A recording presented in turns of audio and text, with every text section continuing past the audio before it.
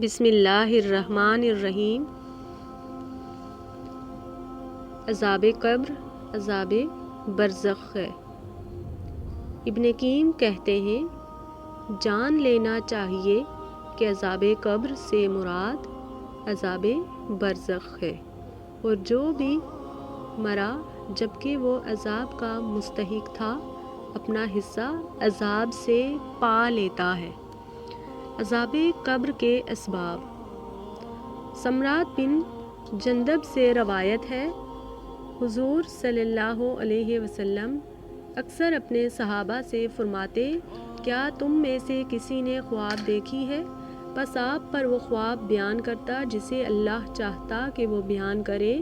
ایک دن صبح ہم سے فرمایا، آج میرے پاس 2 فرشتے آئے اور وہ میرے پاس بھیجے گئے تھے، اور انہوں نے مجھ سے کہا آپ تشریف لائیے۔ میں ان کے ساتھ چل پڑا اور ہم ایک شخص کے پاس آئے جو لیٹا ہوا تھا، جبکہ دوسرا شخص اس پر چٹان لے کر کھڑا تھا۔ وہ پتھر اس کے سر پر مارتا اور سر توڑ دیتا۔ وہ پتھر لڑھک جاتا اور پتھر کے پیچھے جاتا اس کو پکڑ لیتا، اور جب واپس آتا تو اس کا سر صحیح ہوتا۔ پھر وہ لوٹ کر آتا اور وہی پہلے والا عمل دہراتا۔ آپ ثانیہ یکم فرماتے ہیں، میں نے کہا سبحان اللہ، یہ 2 شخص کون ہیں؟ فرشتوں نے کہا چلتے رہے۔ آپ فرماتے ہیں ہم چل پڑے اور ایک ایسے شخص پر پہنچے جو بیٹھے کے بل چت لیٹے ہوئے تھا، اور دوسرا آدمی اس کے پاس لوہے کی کنڈی کو لے کر کھڑا تھا۔ اچانک وہ اس کے چہرے کی طرف آتا اور اس کی بانجھ کو گدی تک اور نتنے تک اس کی دونوں آنکھوں کو گدی تک چیر دیتا۔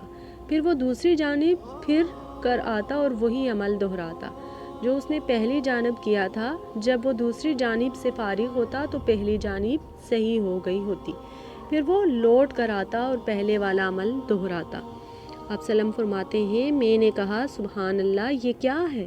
تو فرشتوں نے مجھ سے کہا چلتے رہے۔ پھر ہم چلتے ہوئے ایک تنور کی مسل پر آئے۔ راوی کہتے ہیں میں نے گمان کیا آپ فرما رہے تھے اس تنور میں شور و غل اور آواز میں تھی۔ ہم نے اس میں جھانکا تو وہاں پر ننگے مرد اور ننگی عورتیں تھیں۔ جب ان کے پاس نیچے سے آگ کا شعلہ آتا تو وہ بہت چلاتے۔ فرمایا میں نے کہا یہ کون لوگ ہیں؟ ان دونوں نے کہا آگے چلیے۔ ہم آگے چل دیے تو ہم ایک نہر پر آئے۔ میرا خیال ہے کہ حضور صلی اللہ علیہ وسلم نے فرمایا کہ خون کی طرح سرخ تھی۔ اس میں ایک تیرنے والا آدمی تیر رہا تھا، اور نہر کے کنارے پر ایک اور آدمی تھا جس کے پاس بہت پتھر جمع تھے۔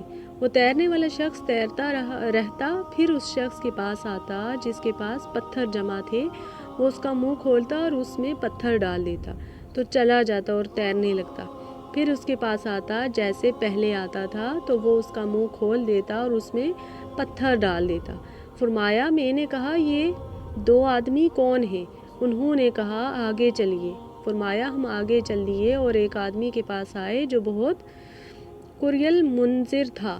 جیسے تم کسی بدصورت کو دیکھو اس وقت اس کے پاس آگ تھی جیسے وہ روشن کر رہا تھا اور اس کے ارد گرد دوڑ رہا تھا۔ میں نے کہا یہ کیا ہے؟ انہوں نے کہا آگے چلیے۔ ہم آگے چل دیے تو ایک باغ کے پاس پہنچے جو بہت سبزہ دار لمبا باغ تھا۔ اس میں موسم ربیع کے ہر قسم کے پھول تھے۔ اس باغ کے درمیان ایک طویل قامت آدمی تھا۔ قریب نہ تھا کہ اس کے طویل قامت ہونے کے باعث اس کے سر کو دیکھ سکوں۔ اس کے ارد گرد بہت سے بچے تھے۔ میں نے اتنے بچے کبھی نہیں دیکھے۔ فرمایا میں نے دونوں سے کہا یہ کیا ہے اور یہ کون ہے؟ انہوں نے کہا آگے چلیے۔ ہم آگے چل دیے تو ہم ایک بہت بڑے باغ تک پہنچے۔ میں نے اس سے بڑا اور خوبصورت باغ کبھی نہ دیکھا۔ انہوں نے مجھے کہا اس پر چڑھے۔ ہم اس پر چڑھ گئے تو ہم ایک شہر تک پہنچے جو سونے اور چاندی کی اینٹوں سے بنایا گیا تھا۔ ہم نے اس کا دروازہ کھولنا چاہا جو ہمارے لیے کھول دیا گیا۔ ہم نے اس میں داخل ہو گئے تو ہمارا ایسے لوگوں سے استقبال کیا جو آدھے بہت خوبصورت تھے جیسے تم کسی خوبصورت کو دیکھو، اور ان کے آدھے جسم بہت ہی بدصورت تھے جیسے تم کسی بدصورت کو دیکھو۔ فرمایا انہوں نے ان بدصورت لوگوں سے کہا اس نہر میں گر جاؤ۔ اچانک دیکھا کہ سامنے عرض میں نہر بہہ رہی تھی، گویا اس کا پانی سفیدی میں خالص دودھ تھا۔ وہ گئے اور اس نہر میں گر گئے، پھر وہ ہماری طرف لوٹے تو ان بدصورتی جاتی رہتی تھی اور وہ بہت خوبصورت ہو گئے تھے۔ فرمایا انہوں نے مجھے کہا یہ بہشت عدن ہے اور یہ آپ کا مقام ہے۔ میری نظر اوپر اٹھی تو ایک سفید بادل کی طرح محل تھا۔ فرمایا انہوں نے مجھے کہا اس جگہ آپ کا مقام ہے۔ میں نے ان سے کہا اللہ تعالیٰ تم دونوں کو برکت عطا کرے، مجھے چھوڑ دو، میں اس محل میں داخل ہو جاؤں۔ انہوں نے کہا بہرحال اس وقت محل میں داخل ہونے کی اجازت نہیں، آپ اس میں آخرت میں داخل ہوں گے۔ فرمایا میں نے ان سے کہا میں نے اس رات عجیب چیزیں دیکھی ہیں، جو کچھ میں نے دیکھا کیا ہے؟ انہوں نے کہا ہم ابھی آپ سے بیان کرتے ہیں۔ بہرحال پہلا آدمی جس کے پاس آپ آئے تھے اور اس کا سر پتھر سے توڑا جاتا تھا، وہ آدمی تھا جس نے قرآن پڑھا اور اس کو چھوڑ دیا اور فرض نماز سے سویا رہا۔ اور وہ آدمی جس کے پاس آپ آئے تھے اور بانچیں گدی تک اور نتنیں گدی تک اور آنکھیں گدی تک چیری جاتی تھی، وہ آدمی تھا جو صبح اپنے گھر سے نکلتا ہے اور سارا دن جھوٹ بولتا رہتا ہے، حتیٰ کہ دور دراز تک اس کا جھوٹ پہنچتا ہے۔ بہرحال ننگے مرد اور زن جو آگ کے تنور کی مانند تھے، وہ زانی مرد اور زانی عورتیں ہیں۔ اور آپ جس آدمی کے پاس آئے جو نہر میں تیرتا تھا اور اس کے منہ میں پتھر ڈالے جاتے تھے، وہ سود خور تھا۔